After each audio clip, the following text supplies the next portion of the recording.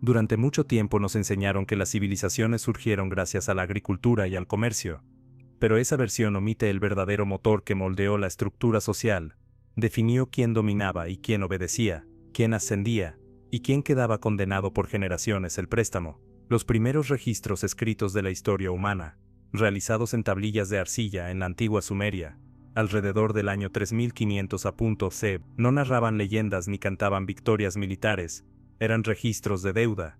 No existían bancos como los conocemos hoy, eran los templos los que administraban los préstamos, los sacerdotes entregaban granos a los campesinos para sembrar, y al hacer esto, no ofrecían una ayuda, sino un contrato sagrado. La deuda no era solo económica, era espiritual, estaba asociada al orden divino. Quien no pagaba no solo incumplía con el templo, infringía la ley del Dios que lo protegía. Así nació la primera forma de control centralizado, no basada en la fuerza bruta, sino en la obligación moral y económica. Cuando pensamos en los orígenes de la civilización, solemos imaginar aldeas agrícolas, intercambio de bienes, el descubrimiento del metal, o el surgimiento de la escritura, pero rara vez se nos dice la verdad más incómoda.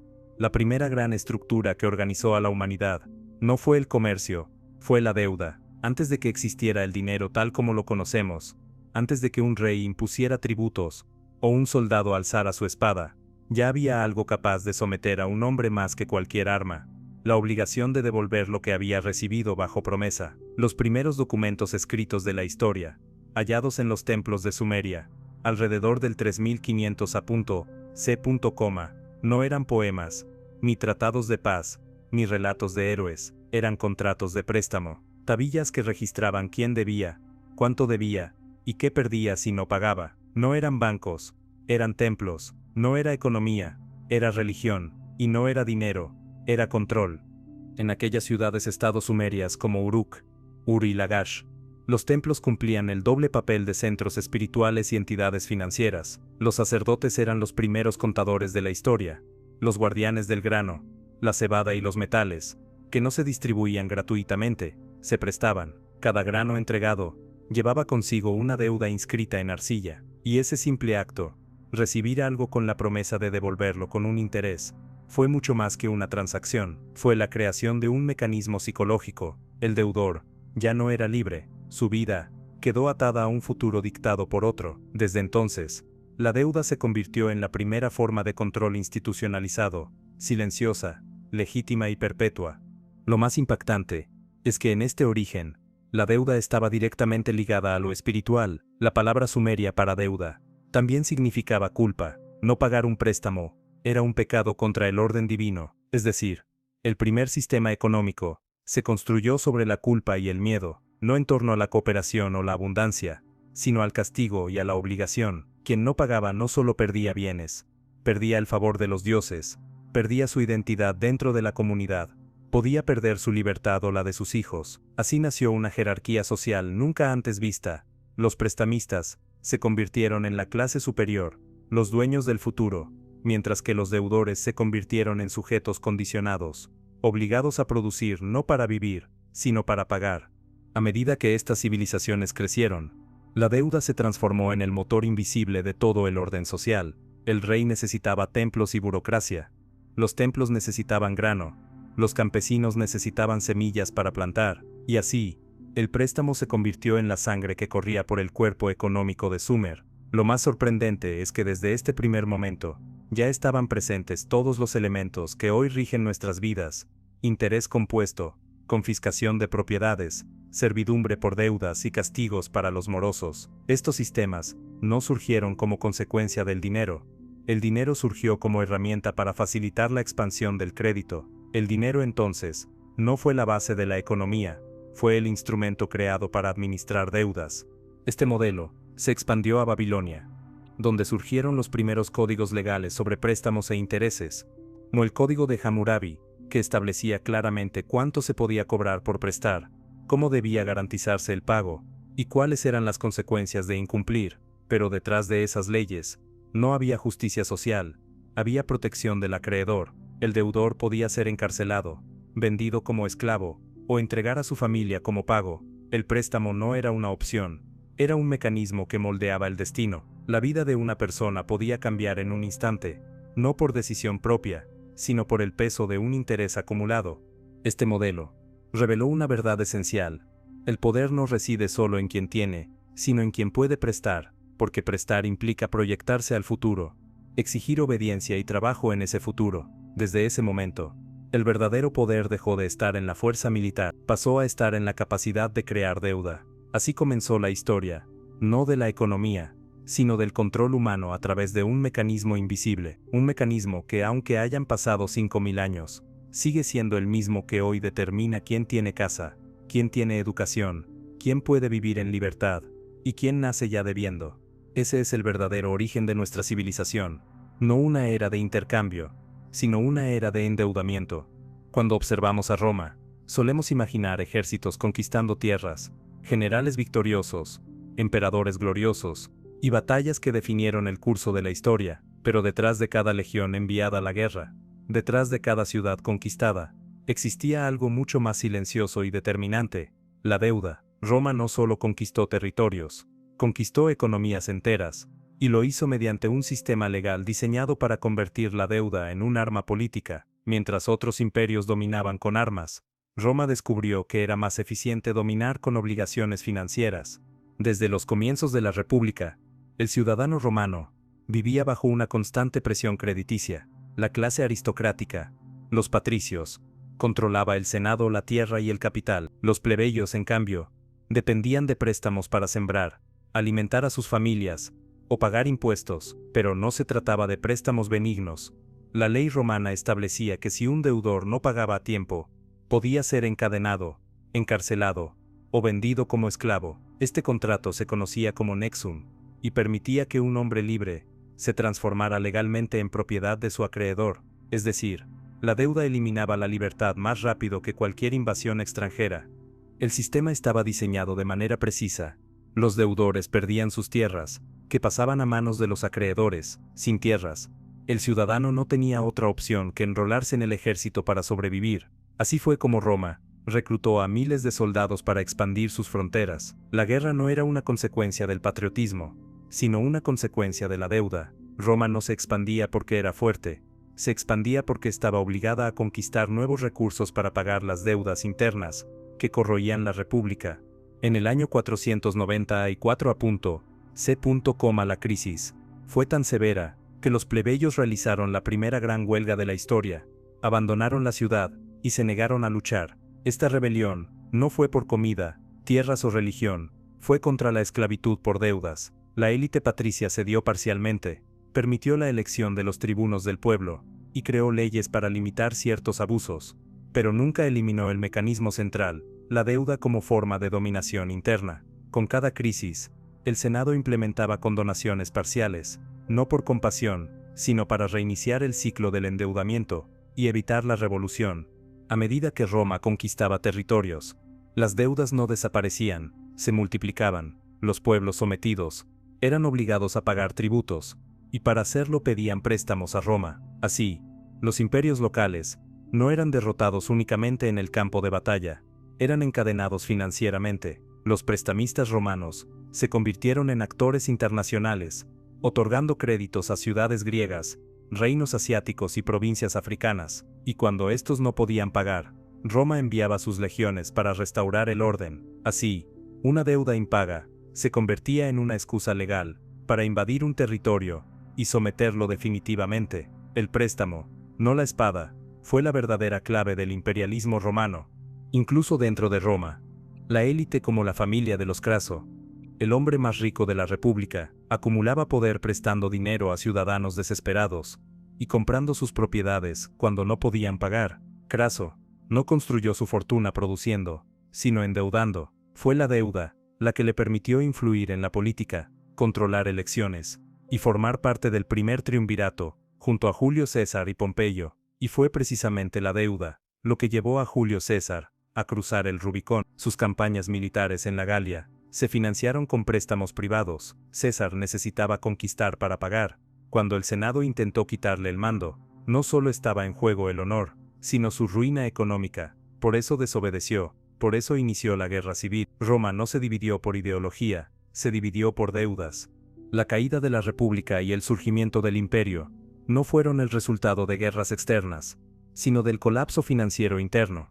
Cuando la deuda construye un sistema, es esa misma deuda la que lo derriba. Roma cayó porque el préstamo dejó de ser un mecanismo de expansión y se convirtió en un mecanismo de asfixia. Los ciudadanos se empobrecieron, las tierras se concentraron en pocas manos, y las provincias explotadas ya no podían sostener la maquinaria imperial. Cuando el oro dejó de fluir, el crédito colapsó, y con él, el imperio. Roma nos enseñó la primera gran lección de la historia humana. El verdadero poder no lo ostenta quien gobierna, ni quien manda en el ejército, ni quien promulga leyes. El verdadero poder no tiene quien controla la deuda, porque controlar la deuda es controlar el futuro, y quien controla el futuro, controla el destino de una civilización entera. Con la caída del Imperio Romano, muchos podrían pensar que el poder del préstamo desapareció, pero en realidad, lo que ocurrió fue una transformación mucho más profunda. El crédito dejó de estar en manos del Estado y pasó a habitar en el corazón del individuo. Mientras las instituciones políticas se fragmentaban, la Iglesia se levantó como la nueva autoridad del mundo occidental, y aunque oficialmente condenaba el cobro de intereses, considerándolo un pecado contra la caridad cristiana, desarrolló una forma de deuda mucho más poderosa y sutil que cualquier préstamo económico: la deuda del alma.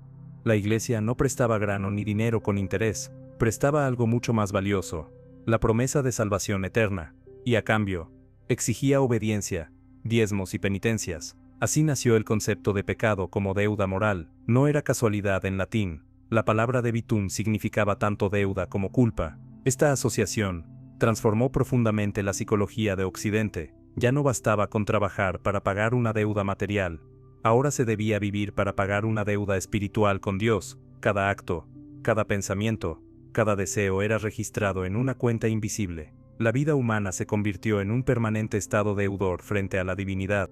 Los templos antiguos habían dominado el cuerpo mediante el control de la cosecha.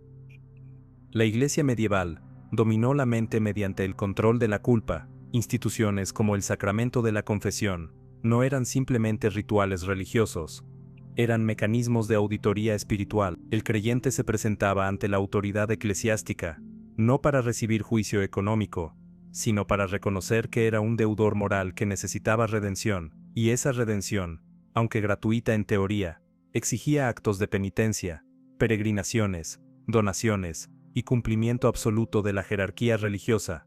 Con el paso del tiempo, la Iglesia desarrolló un sistema aún más sofisticado: las indulgencias. Estas eran certificados emitidos por la autoridad eclesiástica, que ofrecían la remisión de penas espirituales, a cambio de donaciones o favores. Era la institucionalización de la deuda espiritual en forma monetaria. Quien pagaba reducía su tiempo en el purgatorio. Quien no podía pagar debía someterse a trabajo forzado o penitencias físicas. En otras palabras, la Iglesia creó un mercado de salvación. No prestaba oro, prestaba tiempo en el más allá, y millones de personas aceptaron ese contrato invisible, porque creían que su alma estaba hipotecada desde el nacimiento. Este mecanismo de control fue tan eficaz que superó a cualquier imperio anterior. Mientras Roma controlaba territorios, la Iglesia controlaba conciencias. Mientras los reyes gobernaban mediante ejércitos, el papado gobernaba mediante la culpa. La deuda espiritual no tenía vencimiento, no se podía escapar de ella por la muerte, porque incluso después de morir, el alma seguía pagando en el purgatorio. Esta idea transformó por completo la política europea. Reyes, nobles y campesinos aceptaban la autoridad de la Iglesia, porque creían que su destino eterno estaba en juego. Así, la deuda espiritual se convirtió en una forma de crédito a plazo infinito, un crédito sobre la eternidad. La culminación de este sistema ocurrió entre los siglos XI y XIII, y cientos de, cuando la Iglesia comenzó a financiar las cruzadas, guerras consideradas santas, mediante indulgencias. Quien no podía ir a combatir debía pagar para financiar a quienes sí iban. La salvación tenía un precio fijado por la autoridad religiosa, y a medida que el comercio resurgía en Europa, la Iglesia acumulaba riquezas materiales a través de esta misma lógica: convertir la culpa en capital, convertir la obediencia en renta, convertir la fe en deuda.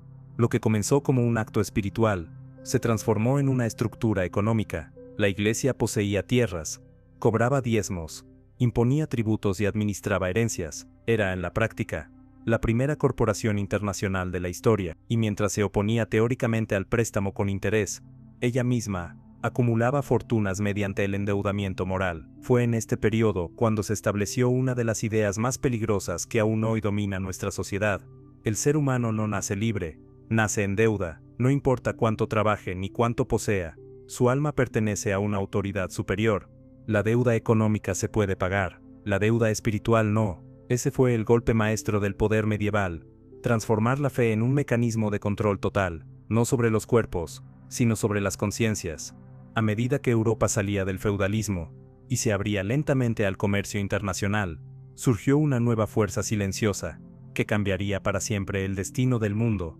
Los prestamistas privados, familias que no gobernaban por títulos nobiliarios ni coronas heredadas, sino por algo mucho más poderoso, el control del crédito. Ya no era el rey quien financiaba las guerras, eran las casas bancarias las que financiaban al rey, y cuando alguien financia a un rey, gobierna por encima de él. Durante la Edad Media, el poder estaba dividido en tres grandes estructuras.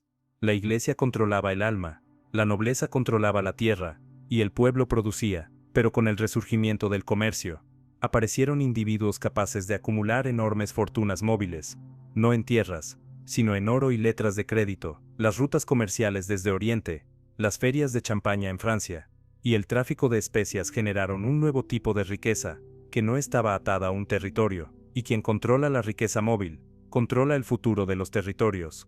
Las familias de prestamistas italianos, como los Medici, los Bardi, los Peruzzi, y más tarde los Fugger en Alemania, se convirtieron en los verdaderos arquitectos de Europa. Eran ellos quienes financiaban las coronaciones, las guerras, las cruzadas y las deudas de los estados. No luchaban en los campos de batalla, pero decidían quién podía luchar. No portaban coronas, pero determinaban quién podía conservarlas. El rey no era dueño de su reino, si debía dinero, era apenas un administrador de los intereses del prestamista.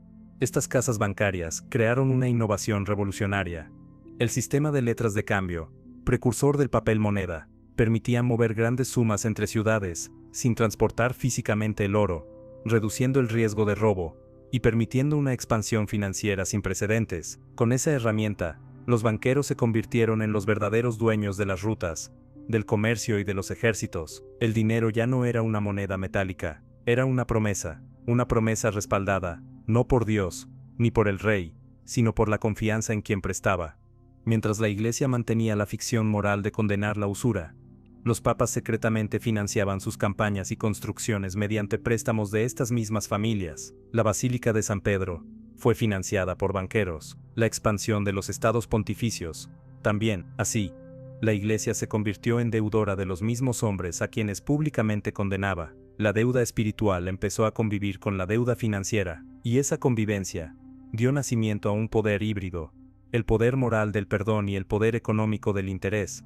Pero la verdadera clave ocurrió cuando los reyes comenzaron a endeudarse masivamente para financiar guerras que superaban sus ingresos. Inglaterra se endeudó para combatir en la Guerra de los 100 años contra Francia. España se endeudó para conquistar América y construir su imperio, y cuando no podían pagar, no eran los reyes quienes caían. Eran sus pueblos los que eran gravados con impuestos cada vez mayores. El crédito no solo dominaba a los gobernantes, comenzaba a dominar a las naciones enteras. Fue en este momento histórico, cuando el préstamo dejó de ser un asunto individual entre deudor y acreedor, y se convirtió en un mecanismo colectivo. Los banqueros ya no prestaban a personas, prestaban a países, y con ello crearon algo completamente nuevo, la deuda nacional. Un país que debía, no era un país libre. Sus decisiones políticas, tratados, guerras y leyes, comenzaban a estar condicionadas por quienes sostenían su deuda. Así nació el primer precedente de lo que hoy conocemos como bancos centrales, FMI, deuda externa y mercados financieros globales. El préstamo había alcanzado su forma más sofisticada hasta entonces. Ya no solo controlaba al campesino ni al soldado, ahora controlaba a reinos enteros. A partir de este momento, la historia dejó de ser la historia de los imperios, y se convirtió en la historia de los acreedores que los financiaron. Hasta este punto, los préstamos eran transacciones entre personas, iglesias o reyes, pero en el siglo XVII, ocurrió algo que cambiaría para siempre el destino de la civilización.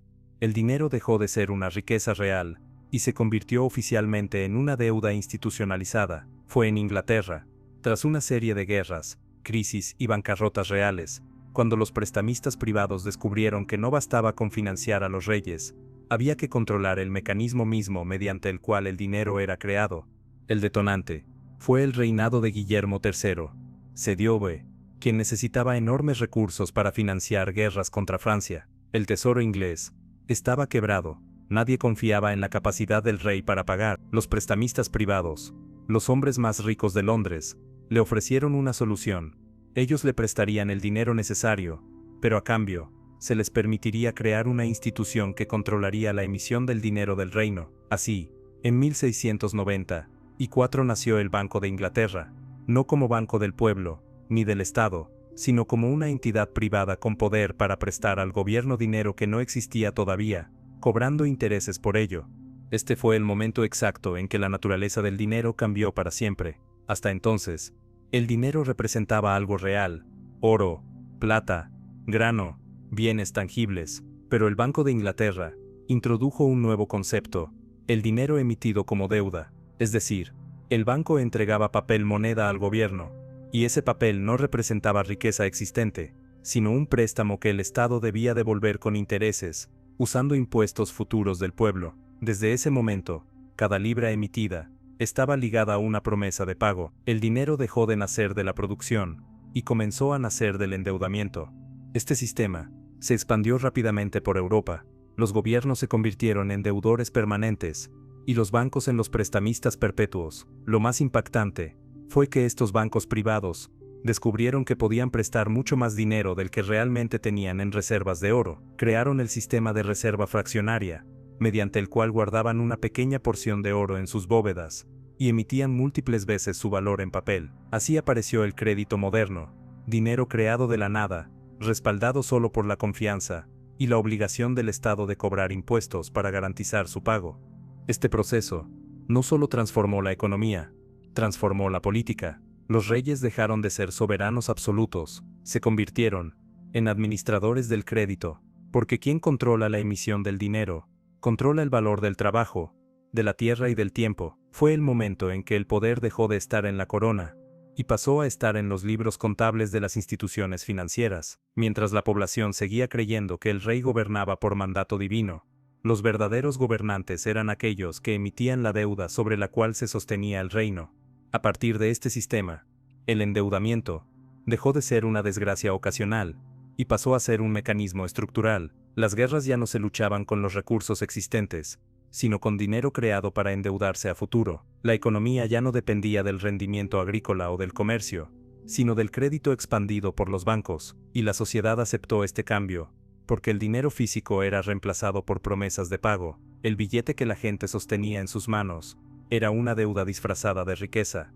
Este fue el verdadero punto de inflexión en la historia moderna. Un sistema donde el dinero no representa riqueza, sino obligación. Un sistema donde las naciones no acumulan fortunas, acumulan deudas. Un sistema en el que la libertad del ciudadano se mide por su puntaje crediticio, y la soberanía de un país se mide por su nivel de endeudamiento. Por primera vez en la historia, el poder dejó de ser visible. Ya no se veía en coronas, ejércitos o estandartes, se escondía en las tasas de interés, en los bonos del Estado y en los libros de deuda nacional. Desde este momento, el verdadero imperio ya no tendría capital, bandera ni ejército propio. Su arma sería la deuda, su territorio sería el planeta entero. La historia oficial nos habla de la independencia de Estados Unidos como una rebelión contra los impuestos del Imperio Británico, y de la Revolución Francesa como un levantamiento del pueblo contra la opresión de la monarquía. Pero la historia que nunca se cuenta es que ambas revoluciones fueron financiadas con deuda, y que quienes financiaron esas revoluciones no lo hicieron por ideales de libertad, sino por control económico. Lo que estaba en disputa no era quién gobernaría los países, sino quién controlaría la creación del dinero que los países utilizarían. La independencia de Estados Unidos, una nación nacida endeudada. Cuando las 13 colonias se rebelaron contra Inglaterra, no tenían ejército, ni armamento, ni recursos. ¿Cómo financiaron una guerra contra el imperio más poderoso del mundo? Lo hicieron pidiendo préstamos a banqueros europeos, especialmente a casas financieras de Holanda y Francia. Los líderes de la independencia sabían que una guerra no se gana por patriotismo, se gana con crédito. Benjamin Franklin lo dijo claramente: si controlas el dinero de una nación, no importa quién haga sus leyes.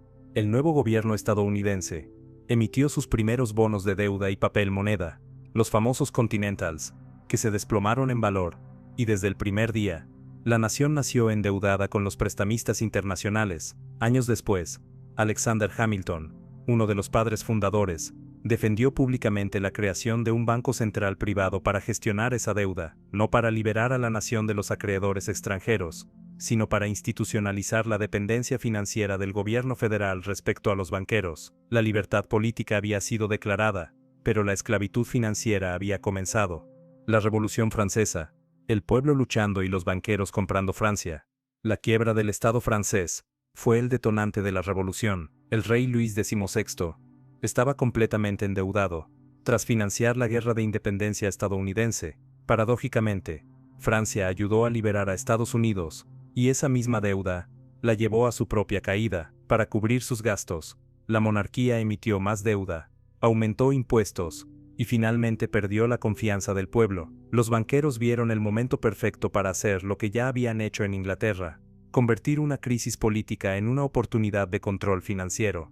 Los revolucionarios abolieron el viejo sistema feudal, pero no abolieron la deuda. Al contrario, emitieron aún más. Crearon el assignat, una especie de papel moneda respaldado por las propiedades confiscadas a la Iglesia, y cuando ese papel se devaluó, Francia cayó bajo el control financiero de prestamistas privados, que comenzaron a comprar tierras, industrias y recursos estratégicos por centavos. La revolución destruyó la monarquía, pero puso el país en manos de banqueros.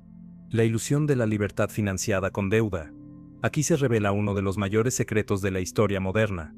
Las revoluciones políticas no fueron movimientos para liberar a los pueblos, sino para transferir el control del dinero desde los reyes hacia el sistema bancario privado. Las monarquías absolutas cayeron no porque fueran opresivas, sino porque no eran suficientemente útiles para el nuevo orden financiero. Las nuevas repúblicas, en cambio, se construyeron desde el principio sobre deuda pública, bancarizada y perpetua.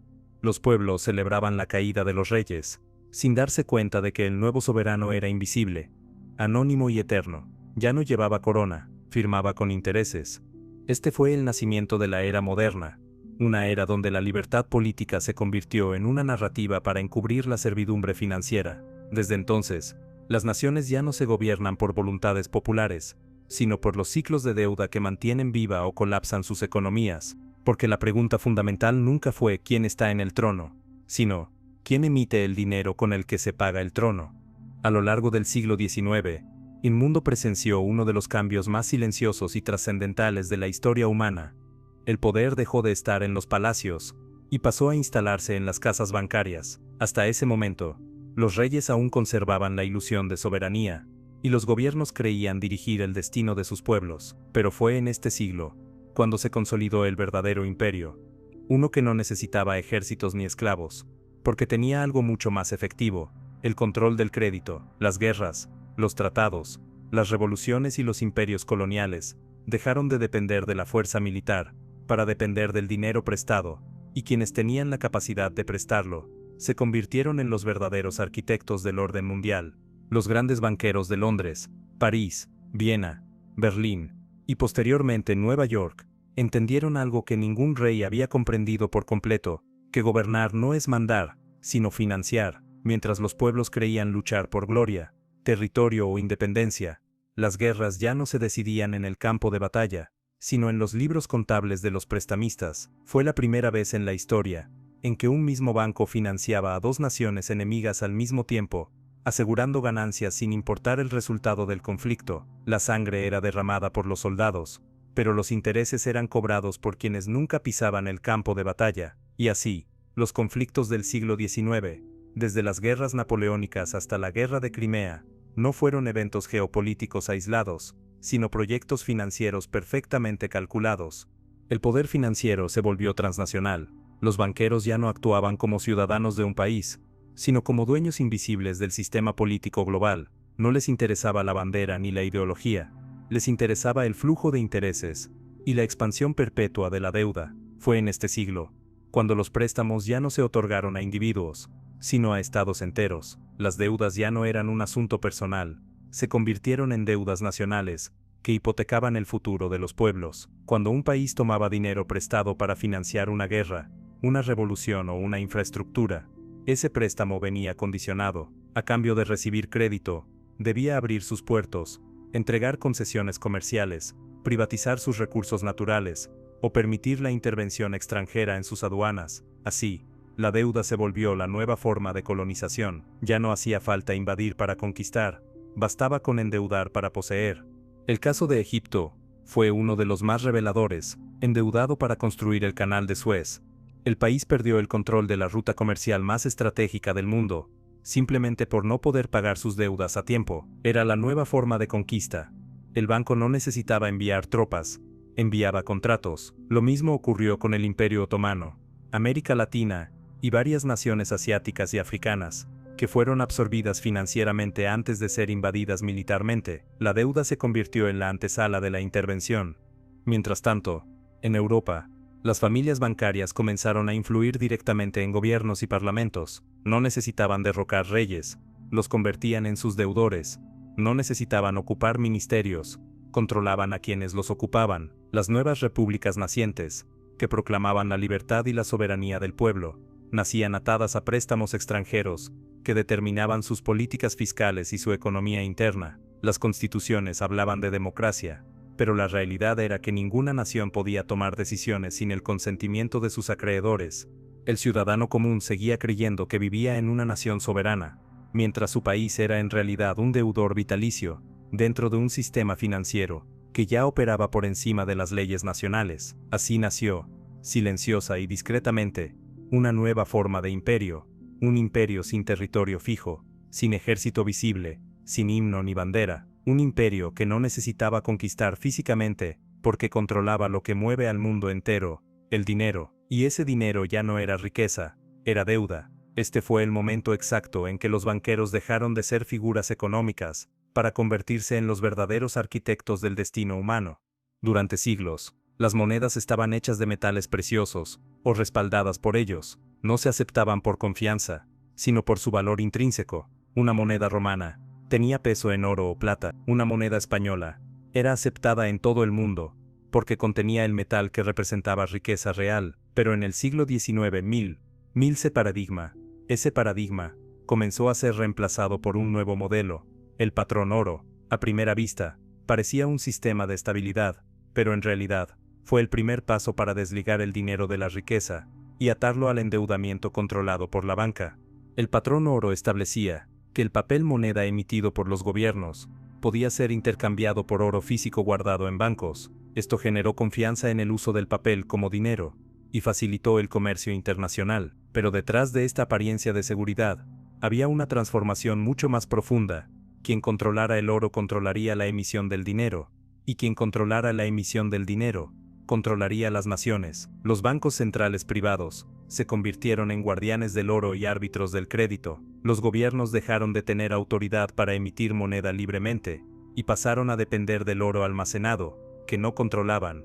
En otras palabras, el patrón oro no liberó al mundo del caos económico, lo entregó a una élite que poseía el metal, y podía decidir cuándo aumentar o restringir el dinero en circulación, provocando crisis, colapsos y endeudamiento masivo. Con cada crisis económica inducida por la reducción del crédito, las naciones se veían obligadas a endeudarse nuevamente con los mismos banqueros que controlaban el oro. Era un círculo perfecto de control financiero internacional. Pero lo más revelador ocurrió cuando los bancos se dieron cuenta de que el oro no era suficiente para sostener el crecimiento de la deuda global. El sistema necesitaba algo más flexible, algo que pudiera multiplicarse sin límites, y así se decidió el siguiente paso histórico: abandonar el oro y reemplazarlo con pura confianza, o mejor dicho, con pura deuda. El oro dejó de respaldar el dinero, y a partir de ese momento, el dinero comenzó a respaldarse a sí mismo, bajo una lógica perversa. El dinero no representa riqueza, representa una obligación futura de pago. En este nuevo sistema, cada billete emitido no es una promesa de oro, sino una promesa de deuda. El dinero nace cuando se firma un préstamo, cuando un país emite bonos, está creando dinero. Cuando un banco otorga crédito a un ciudadano, está creando dinero. Y lo más irónico, cuando ese préstamo se paga, el dinero desaparece. Lo artificial del sistema es tan grande, que el dinero que usamos todos los días no existe realmente hasta que alguien se endeuda. No hay dinero sin deuda, el dinero es deuda. Este fue el momento clave en el que el sistema financiero mundial se reveló en su verdadera esencia. Ya no es un mecanismo para facilitar el comercio o almacenar riqueza, es un sistema diseñado para perpetuar el endeudamiento constante de gobiernos, empresas y ciudadanos. El patrón oro fue solo un puente, el destino final era el patrón deuda, un modelo donde el dinero se crea de forma ilimitada, pero no para enriquecer a la sociedad, sino para mantenerla permanentemente endeudada, eternamente dependiente del crédito, emitido por instituciones privadas que, al no ser elegidas por nadie, gobiernan sin aparecer. En ese momento, el dinero dejó de ser un medio de intercambio, y se convirtió en un instrumento de control. El ciudadano dejó de trabajar para vivir, y comenzó a trabajar para pagar. Los gobiernos dejaron de gobernar, y comenzaron a administrar deuda. La economía dejó de girar en torno a la producción, y comenzó a girar en torno a los ciclos de crédito. Así es como entramos en la era moderna. Una era donde la riqueza no existe, solo se imprime, donde el poder no se vota, se financia, y donde el dinero no representa libertad, representa servidumbre. El siglo XX no fue el siglo de la libertad, ni del progreso, ni de la humanidad alcanzando su máximo desarrollo tecnológico. Fue el siglo en el que la deuda se convirtió en el corazón del sistema global. Las grandes guerras no surgieron por causas políticas o ideológicas, como nos enseñan los libros de historia. Surgieron porque el sistema financiero necesitaba expandirse, colapsar y reconstruirse, para imponer definitivamente un nuevo orden, basado en la creación ilimitada de crédito y el endeudamiento perpetuo de todas las naciones del mundo. Cuando estalló la Primera Guerra Mundial, en 1914, los países involucrados no tenían los recursos para sostener una guerra prolongada. Sin embargo, todos fueron financiados. ¿Quién prestó ese dinero? No los gobiernos ni los ciudadanos, sino los mismos bancos internacionales que ya habían adquirido influencia en Europa y Estados Unidos. Ellos no financiaron un bando, financiaron a todos. Los imperios centrales y los aliados recibieron préstamos masivos, bajo la promesa de pagarlos con intereses, una vez terminada la guerra. Cada bala disparada, cada tanque construido, cada soldado enviado al frente, representaba una deuda registrada en los libros contables de los prestamistas. Cuando la guerra terminó, no vino la paz, sino la factura. Alemania fue obligada a pagar reparaciones imposibles, no para resarcir daños humanos, sino para garantizar el pago de deudas contraídas por los países vencedores. Esa carga hundió su economía, provocó hiperinflación y miseria social, pero detrás de esa miseria surgió algo aún más útil: el descontento. El caos económico, creado deliberadamente por el sistema de deuda, abrió la puerta para la aparición de regímenes autoritarios que volverían a endeudar al país, financiando así una nueva guerra. Entre guerras, mientras Europa se desangraba financieramente, Estados Unidos emergió como el nuevo epicentro del crédito global. En 1913, se creó la Reserva Federal, un banco central privado con poder para emitir moneda como deuda. No fue creada para estabilizar la economía, sino para controlarla mediante ciclos de expansión y contracción del crédito. Pocos años después, ese mecanismo desató la gran burbuja de los años 20, y posteriormente la caída de 1929, que hundió al mundo en la Gran Depresión. La gente creyó que fue un accidente del mercado. En realidad fue el resultado de una estrategia precisa: primero inyectar crédito masivo, luego retirarlo bruscamente, provocando quiebras generalizadas, y forzando a gobiernos y empresas a endeudarse aún más para sobrevivir.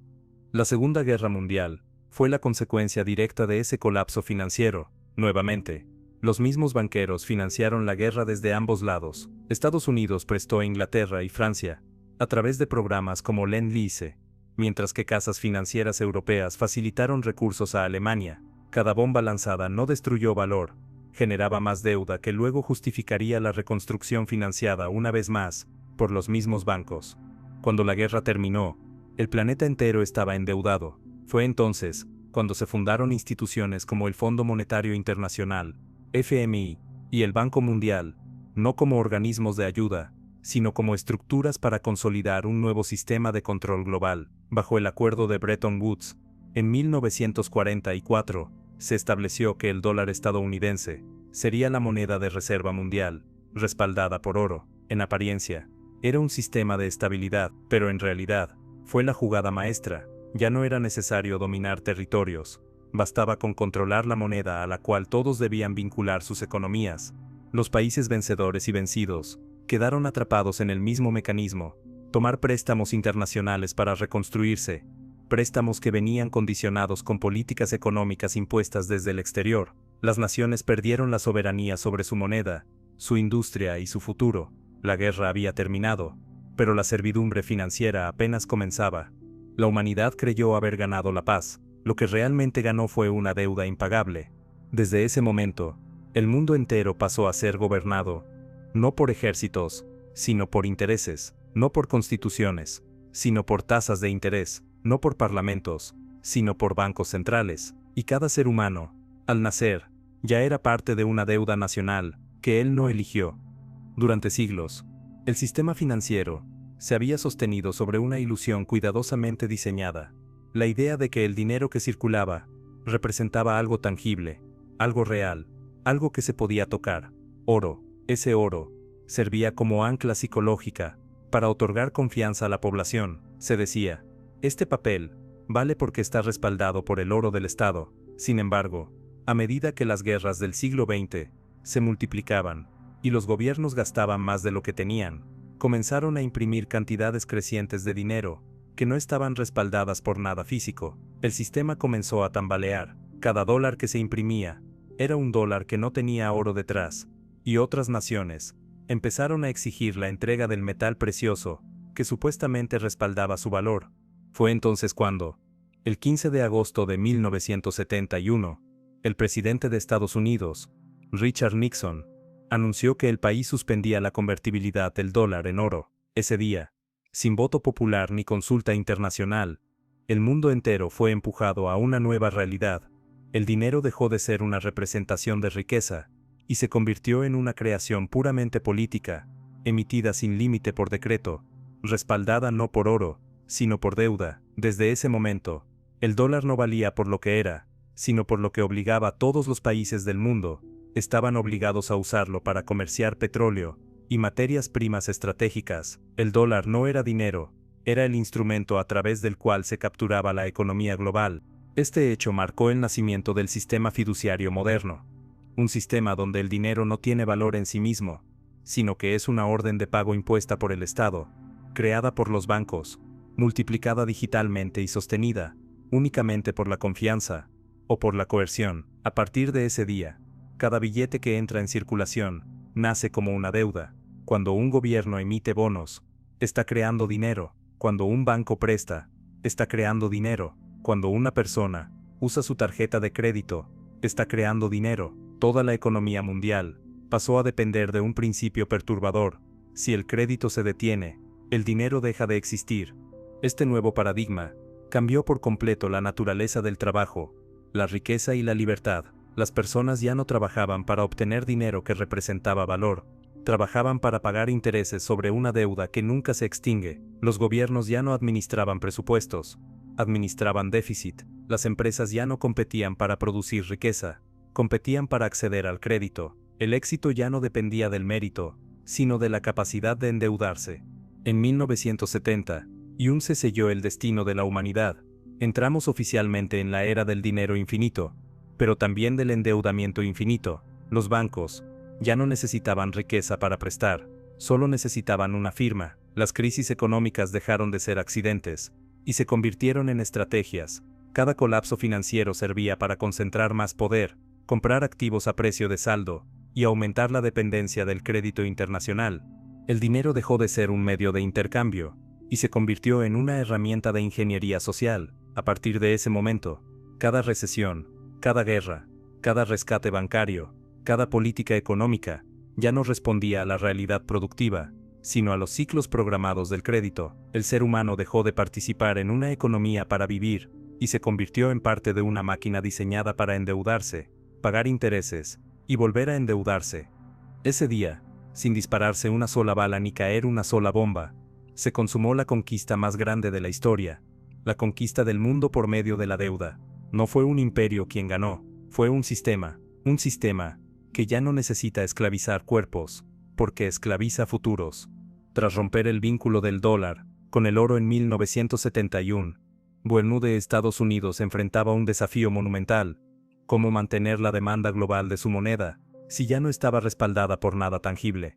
La respuesta fue estratégica, silenciosa y devastadora: atar el dólar al petróleo, la fuente de energía indispensable para el funcionamiento del mundo moderno. No importaba si una nación era rica o pobre, industrial o agrícola, sin petróleo, ninguna economía podía sobrevivir, y a partir de ese momento, solo se podría comprar petróleo en dólares. Entre 1970 y 1974, Meni 6. Estados Unidos negoció en secreto con Arabia Saudita un acuerdo histórico. El reino saudí, líder de la OPEP y principal exportador de petróleo del planeta, aceptaría vender toda su producción exclusivamente en dólares. A cambio, Estados Unidos le garantizaba protección militar, estabilidad política y armamento. Pronto, todos los países productores de petróleo adoptaron el mismo acuerdo. Así nació el petrodólar, un sistema en el que el valor del dólar ya no dependía del oro, sino de la necesidad universal de energía. Este movimiento cambió la historia para siempre. Desde ese momento, cualquier país que quisiera comprar petróleo, es decir, cualquier país que quisiera funcionar, debía conseguir dólares. ¿Y cómo se conseguían dólares? Exportando más de lo que se importaba, o endeudándose. Así, el dólar se convirtió no en una moneda nacional, sino en una mercancía global controlada por el sistema bancario estadounidense. No era oro, ni plata, ni tierra lo que respaldaba la moneda, era la dependencia energética de las naciones. Este nuevo orden obligó a los países a integrarse al sistema financiero global. Los bancos estadounidenses y europeos se convirtieron en los proveedores exclusivos de dólares a través de préstamos internacionales. El Fondo Monetario Internacional y el Banco Mundial, supuestamente creados para ayudar al desarrollo, comenzaron a otorgar créditos a países empobrecidos con condiciones severas.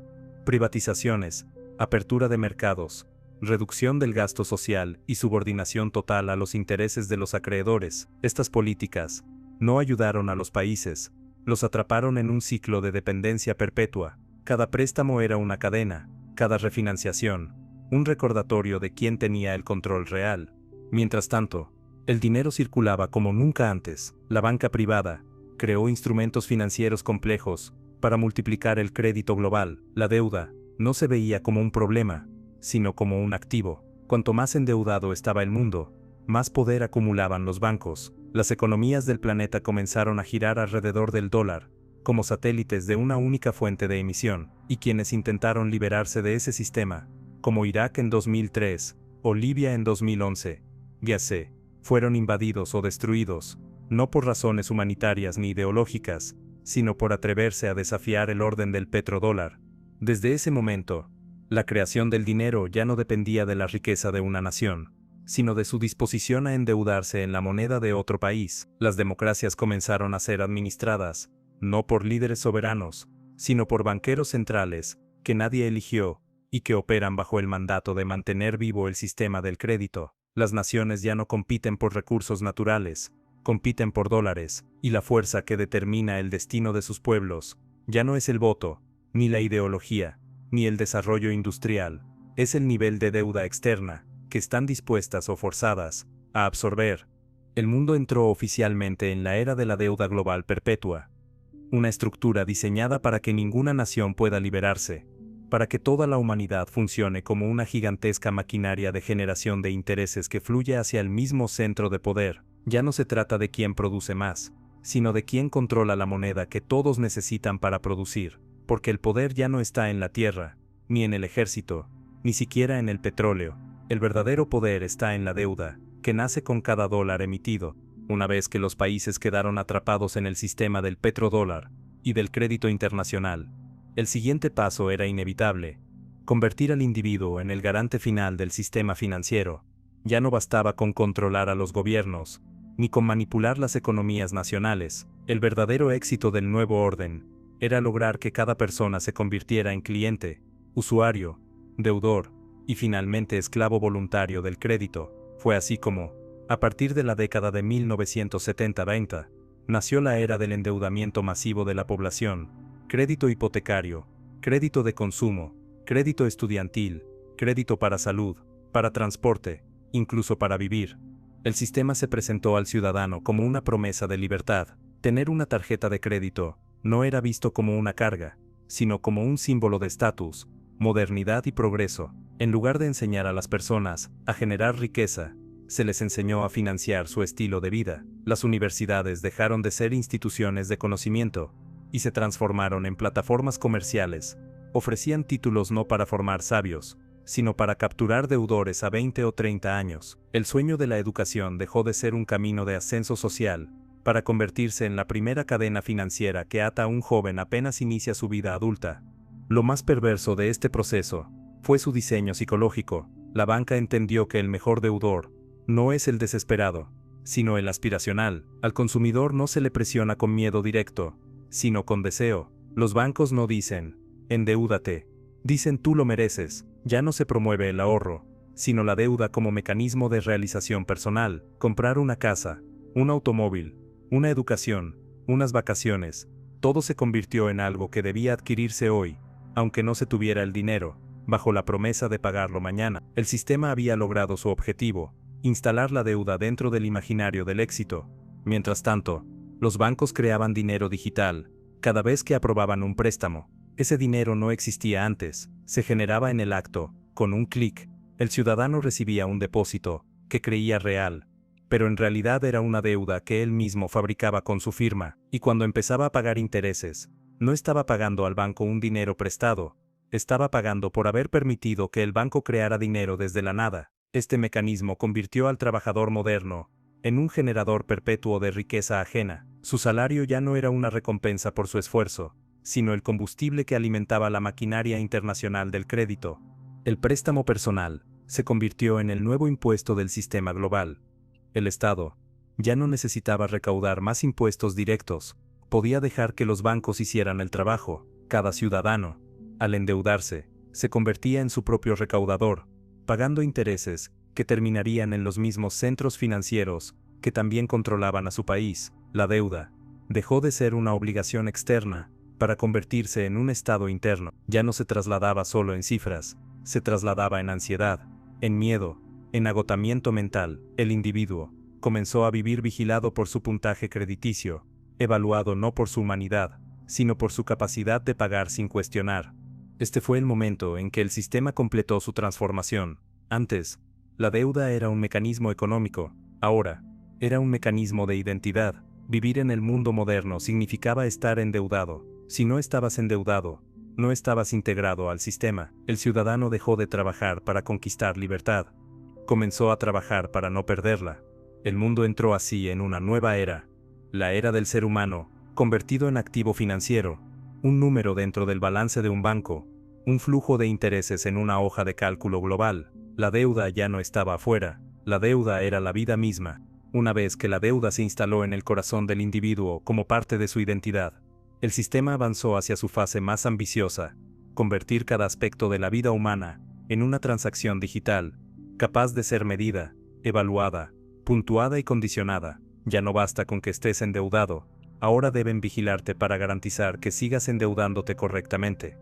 Para eso, era necesario trasladar el dinero del mundo físico al mundo digital, donde cada movimiento pudiera quedar registrado y cada elección pudiera ser controlada.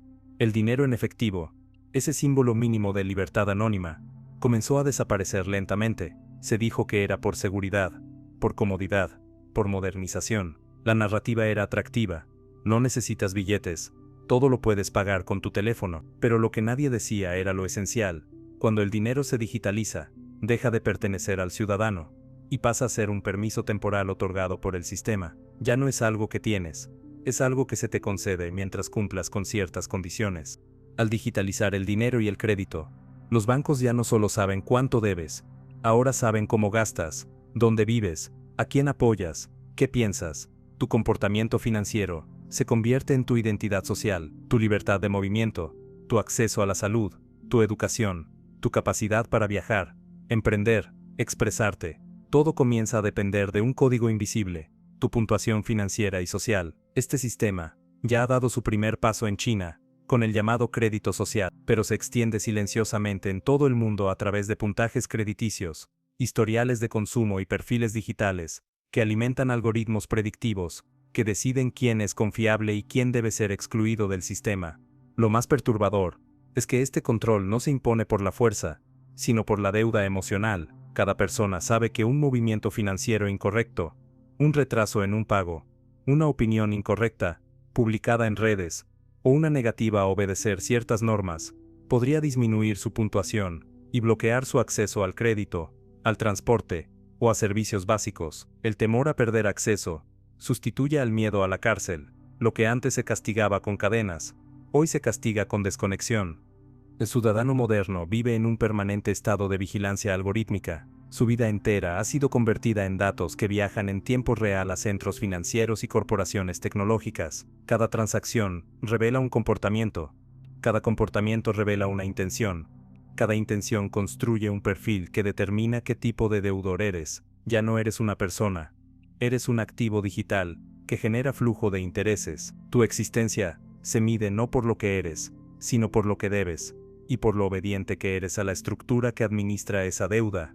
Y mientras la sociedad cree que avanza hacia la modernidad, lo que en realidad está ocurriendo es la culminación de un proceso de siglos, la transformación de la humanidad en una gigantesca base de datos financieros. La deuda ya no es solo económica, es digital, emocional, existencial. El sistema no necesita policías para imponerse, solo necesita tus datos, porque el castigo ya no se aplica físicamente, se aplica social y digitalmente.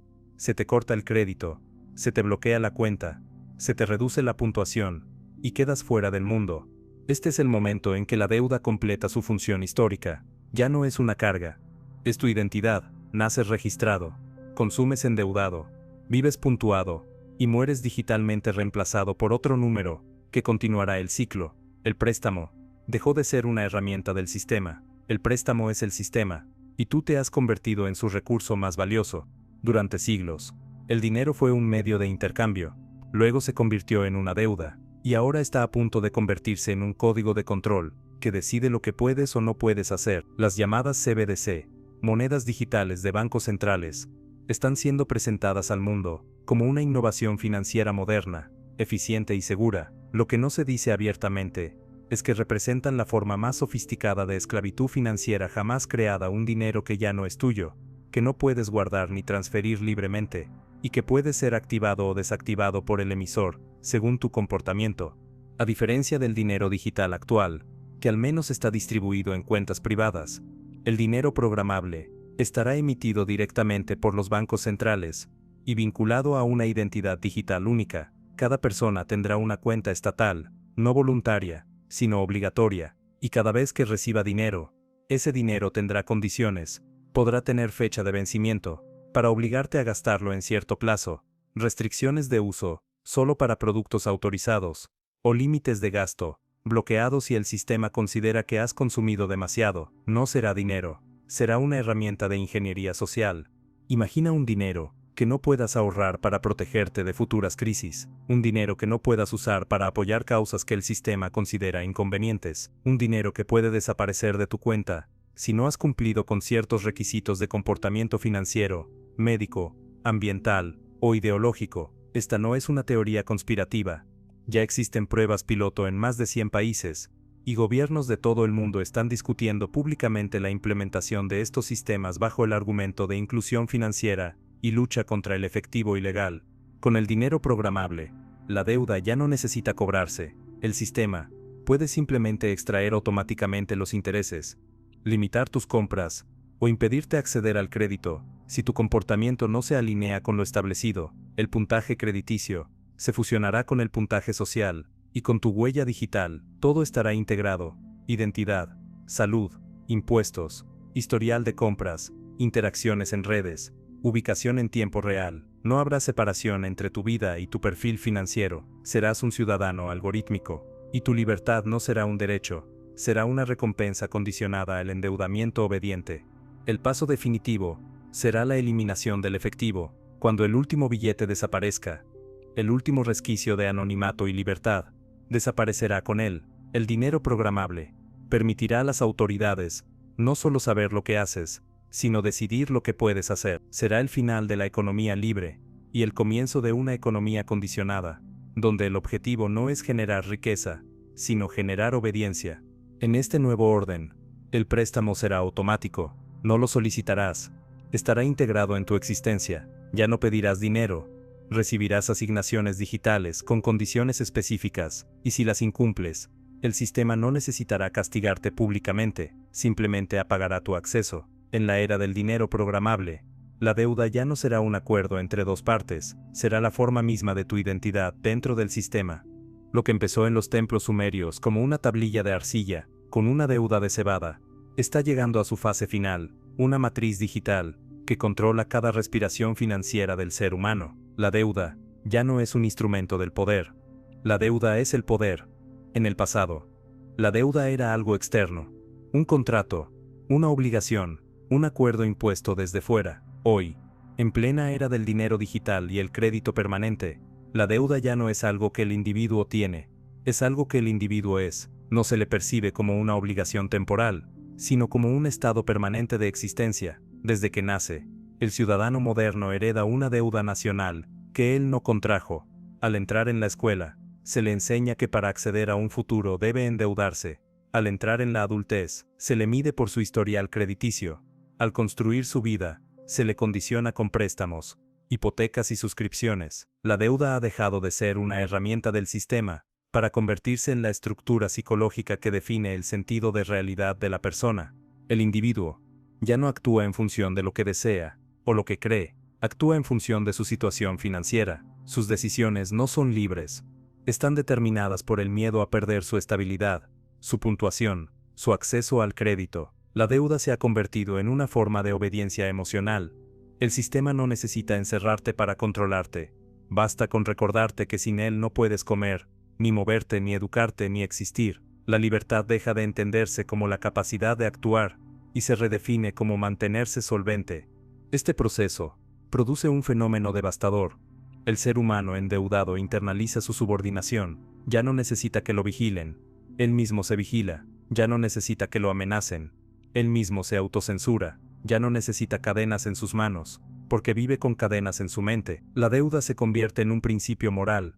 Deber es sinónimo de responsabilidad, pagar es sinónimo de virtud, mientras que cuestionar el sistema es visto como ingratitud. El individuo se convierte en guardián de su propia prisión. El sistema financiero ya no necesita justificar su existencia. Ha logrado instalar una narrativa emocional. Si estás en deuda, es porque quieres mejorar tu vida. Endeudarte es señal de confianza. Tienes crédito, luego existes. La identidad humana, que antes se definía por valores, cultura o espiritualidad, ha sido reemplazada por una identidad crediticia. La pregunta fundamental ya no es quién eres, sino qué calificación tienes. El alma ha sido sustituida por el historial financiero. Lo más preocupante es que en esta fase, el ser humano deja de percibir la diferencia entre su deseo y el deseo del sistema. Se le condiciona a aspirar aquello que lo endeudará, a desear aquello que lo mantendrá atado, a medir su felicidad en términos de consumo financiado. La deuda se convierte en una forma de domesticación emocional. Ya no se trata de pagar intereses económicos, sino intereses psicológicos, ansiedad, miedo, culpa, estrés constante. La sociedad entera se convierte en una gigantesca maquinaria de personas agotadas mentalmente, siempre cerca del colapso financiero, pero nunca totalmente hundidas, porque el sistema necesita que sigan funcionando, que sigan pagando. Este es el punto en que el préstamo deja de ser un contrato económico, para convertirse en una arquitectura espiritual. Lo que está en juego ya no es tu dinero, sino tu percepción de ti mismo, y cuando un sistema logra definir quién eres desde dentro, ya no necesita imponerte desde fuera. La esclavitud financiera ha alcanzado su forma más perfecta, se ha convertido en identidad. Todo el recorrido histórico, desde los templos sumerios hasta las monedas digitales de los bancos centrales, nos conduce a un mismo destino: la construcción de un sistema global, donde cada aspecto de la existencia humana está medido, registrado, condicionado y mercantilizado. No se trata ya de un imperio económico o político, sino de un orden total, en el que la vida humana queda reducida a un flujo constante de datos financieros y conductuales. El planeta entero ha sido convertido en una arquitectura de control digital, donde las fronteras ya no se trazan en mapas físicos, sino en redes financieras y algoritmos invisibles.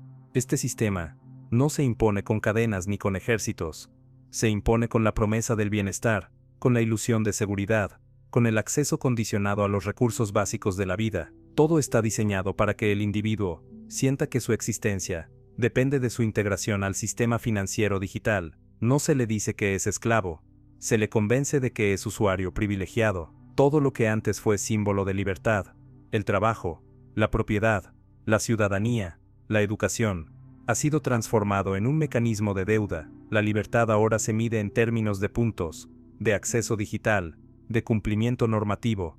El efectivo desaparece. Las cuentas bancarias tradicionales se reemplazan por identidades digitales, administradas por autoridades monetarias. El ciudadano ya no posee dinero, posee permisos.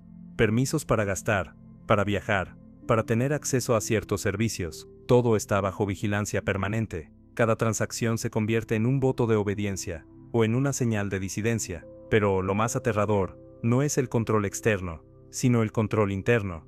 El ser humano ya no piensa con libertad, porque la deuda se convirtió en su voz interior. Vive anticipándose al castigo digital. Si digo esto, si publico esto, si compro esto, me bloquearán. La prisión digital no necesita muros, sus rejas son psicológicas. El miedo a ser desconectado del sistema es más poderoso que cualquier ejército, y es aquí donde ocurre la revelación más importante. La esclavitud moderna no se basa en la opresión física, sino en la sustitución del propósito humano. El individuo ya no existe para vivir, crear o trascender, existe para sostener el sistema de deuda que lo domina. Su energía vital ha sido absorbida por una máquina invisible, que lo necesita activo, pero no libre, productivo, pero no consciente. Sin embargo, en medio de esta estructura total, comienza a surgir algo inesperado, una grieta, un despertar silencioso. Un número creciente de personas está empezando a comprender que la deuda no es un accidente histórico, sino una construcción diseñada para desconectarlos de sí mismos. Están empezando a ver que el verdadero colapso no es económico, sino humano, y esa comprensión está generando un cambio profundo, el regreso de preguntas que habían sido enterradas por siglos. ¿Qué significa realmente ser libre? ¿Quién define el valor de mi vida? ¿Soy un deudor del sistema, o un ser consciente capaz de crear su propio destino? Porque en este punto de la historia, ya no se trata de reformar la economía, ni de elegir un nuevo gobierno. Se trata de algo mucho más trascendental: recuperar el alma humana del dominio total de la deuda. Esta no es una batalla política, es una batalla espiritual, y el desenlace determinará no solo el futuro del dinero, sino el futuro del ser humano como especie consciente. Después de siglos de sometimiento financiero, de la transformación del dinero en deuda, de la conversión de naciones y personas en activos del sistema, comienza a surgir una verdad: que el propio sistema no puede controlar. El mecanismo de dominación no está en la deuda en sí, sino en la percepción que el ser humano tiene de sí mismo frente a ella. La deuda esclaviza, porque el hombre ha sido condicionado a creer que es un ser insuficiente, carente, dependiente de un sistema externo para existir. Ha sido educado para ver el crédito como salvación, el consumo como identidad, y el éxito material como el único propósito de la vida. Pero este relato comienza a desmoronarse cuando el individuo comprende que la deuda no es solo económica, sino espiritual, que el verdadero control no reside en el dinero, sino en la mente. El sistema de deuda global está construido sobre una premisa psicológica: no eres suficiente tal como eres. Para obtener valor, debes deber. Para ser alguien, debes poseer, y para poseer, debes endeudarte. Así se estableció la ecuación fundamental de la sociedad moderna. Pero en el momento en que el ser humano reconoce este condicionamiento, surge una grieta en la estructura. Esa grieta no es un colapso financiero, es un colapso de creencia. El individuo deja de ver el crédito como un privilegio, y comienza a verlo como un mecanismo de control. Deja de medir su éxito por aquello que compra, y comienza a medirlo por aquello que ya no necesita. Deja de vivir para pagar su futuro, y empieza a vivir para recuperar su presente. Este despertar no ocurre en las instituciones, ni en los gobiernos, ni en los mercados. Ocurre en la conciencia. Un número creciente de personas está comprendiendo que la única forma de derrotar a un sistema basado en deuda infinita no es oponerse desde afuera, sino desconectarse desde adentro. La verdadera revolución no es económica, es psicológica. No es destruir el sistema, es dejar de alimentarlo desde la mente, porque el sistema necesita que el individuo aspire, consuma, tema, se compare, se endeude, se desgaste. Si el individuo deja de hacerlo, el sistema pierde su alimento principal, su energía emocional. Aquí comienza la rebelión silenciosa. Personas que eligen vivir con menos para vivir mejor, que abandonan la necesidad de validación material, que reconstruyen sus comunidades, su espiritualidad, su relación con el tiempo. Personas que entienden que la verdadera riqueza no es lo que se compra, sino lo que se es, que empiezan a cuestionar el paradigma del éxito financiero y a descubrir el valor del propósito consciente. La deuda nunca podrá extinguirse en un sistema que la crea infinitamente, pero el poder de la deuda puede quebrarse cuando el individuo deja de definir su identidad a través de ella. El sistema puede controlar el dinero, puede controlar los mercados, puede incluso controlar el comportamiento, pero hay algo que no puede controlar: la conciencia que reconoce su propio poder interior. Ese es el punto donde toda la historia cambia, no porque desaparezca la deuda, sino porque desaparece la ilusión de que la deuda define al ser humano, y cuando la mente se libera, comienza el verdadero proceso de transformación. Este capítulo marca la transición del sometimiento total a la posibilidad de emancipación interior. Ya no estamos frente a una simple estructura económica, sino ante una prueba existencial. El sistema no esclavizó al ser humano, le ofreció una identidad basada en la deuda, y el ser humano la aceptó. Ahora, por primera vez, comienza a cuestionarla. Hemos recorrido más de 5000 años de historia, y al observar este camino, comprendemos que la deuda no fue una anomalía del sistema, ni un error que se salió de control.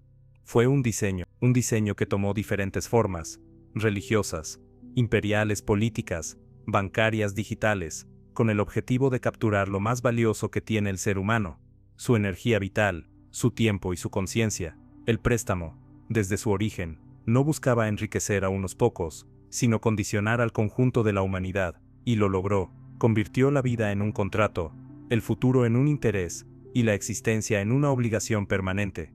Hoy, el sistema ha alcanzado su máxima expresión. El dinero ya no es un objeto, es un algoritmo. La deuda ya no es un acuerdo, es una condición de existencia. El ser humano ya no trabaja para vivir, vive para sostener una arquitectura invisible que lo necesita activo, endeudado, obediente. La esclavitud ya no tiene cadenas, tiene pantallas. Ya no utiliza látigos, utiliza notificaciones. Ya no amenaza el cuerpo, amenaza el acceso.